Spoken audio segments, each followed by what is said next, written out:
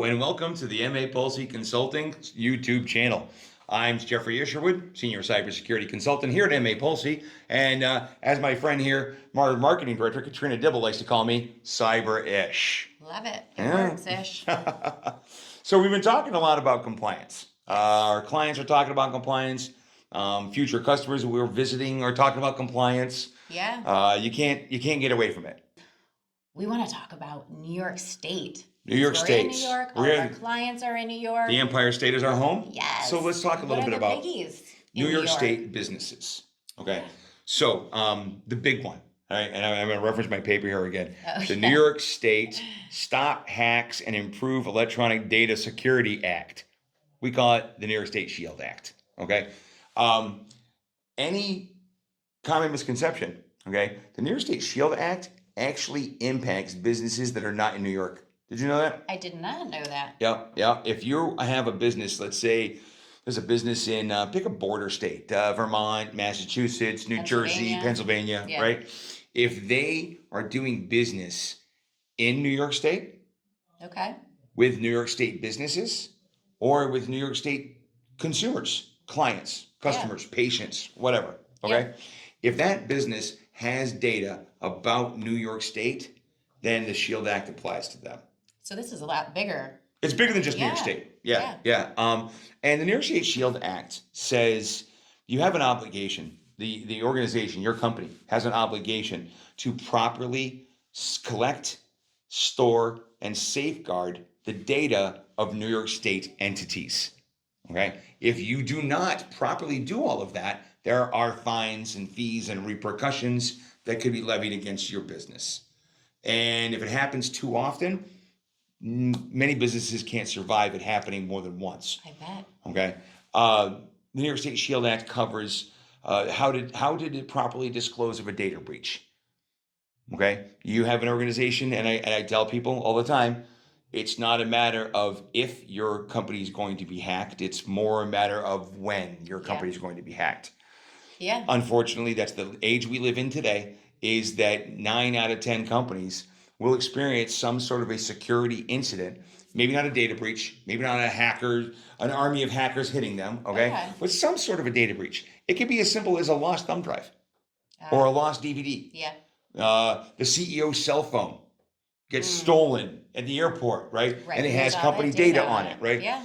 A security incident doesn't need to be a gigantic, we lost everything data breach. A security incident can be rather small, but every company will experience one within the next 2 years. Yeah. Well, it happens. I think about even the fact that how many of us out there have gotten those emails saying, okay, there's been a data breach at so-and-so organization, and now you need to get issued a new credit card. Or, I was just thinking about this the other day. My son's card got hacked into, and he had all these charges, and it just happens to all of us. It does. It does. Really and I hate does. to say this, it may not even been a hack.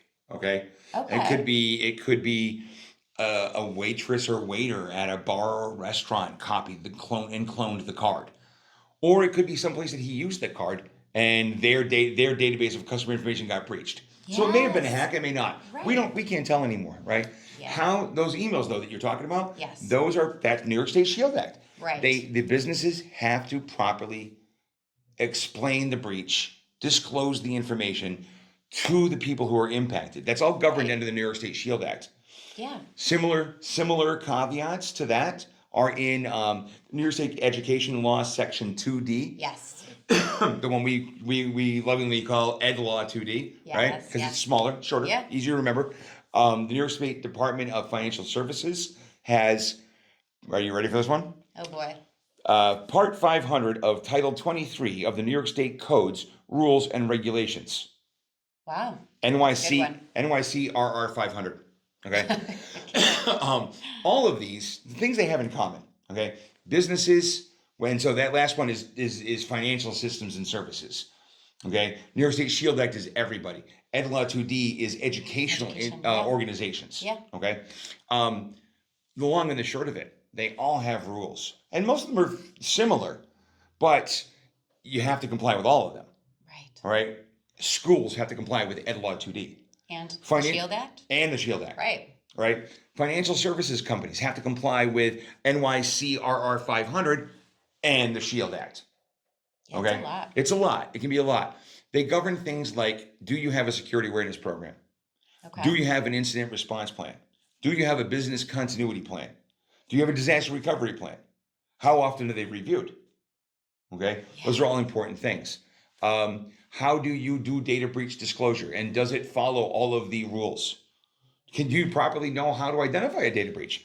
All of these things are part of these compliance regulations. So as a business owner, right? You're a business owner out there and you're faced with all of this. You have all of these rules, these regulations that you need to comply with. What do? It's like daunting. It's like you're just trying to run your company, you know? Right. Well, so do organizations have it in their budget to hire a permanent on-staff person to run all of this and make sure that they're compliant? Depending on the size of your business, you may not be able to afford a full-time employee that's all that they do.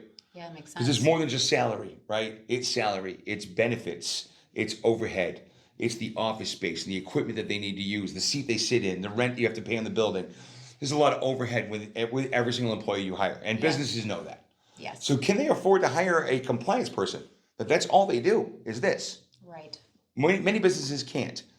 That's where third parties come in, right? You companies like Polce Consulting, right? Where you can hire us to come in and we will do the risk assessment. We'll do the vulnerability assessment. We'll do the security assessment. We'll give you the reports and recommended remediation and mitigation strategies to become compliant. That makes sense. Right. Now, once they have all this information, say, they use a company like ours to get all this information, then it's like, say they have this huge checklist. Do they have to do all of these things right away? Or right away, how no. does that work? No, most of the regulations will give you some sort of leeway towards working towards compliance. Got Okay. it. They don't expect you to become compliant immediately, right? And even the federal regulations like HIPAA, GDPR, all the big ones, they have to worry about those too. Those usually have some sort of caveats that allow you to becoming compliant. Okay. So you don't have to do it all at once. You can kind of look at what you have to do and check the list off as you go. Yes, you can. Yes, you can. That's good to know.